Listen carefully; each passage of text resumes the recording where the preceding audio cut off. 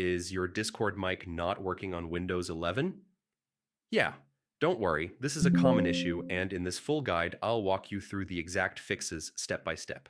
First, check your basic microphone connection. Make sure your mic or headset is properly plugged in and not muted. Sometimes, yeah, it's the simple things. Next, open Discord and go to User Settings, then Voice and Video. Under Input Device, confirm the correct microphone is selected. If it's wrong, switch it manually and test again. Now check Windows microphone permissions, press the Windows key, open Settings, go to Privacy and Security, then Microphone. Make sure microphone access is turned on and that Discord is allowed to use your mic. After that, run Discord as administrator. Close Discord completely, right-click the Discord icon, and choose Run as Administrator. This often fixes permission conflicts.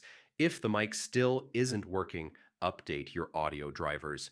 Open Device Manager, expand audio inputs and outputs, right-click your microphone, and select Update Driver. Another quick fix and reset Discord voice settings.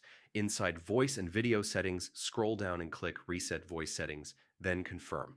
Finally, restart your computer. Yeah, it sounds basic, but it often clears hidden glitches. And that's it.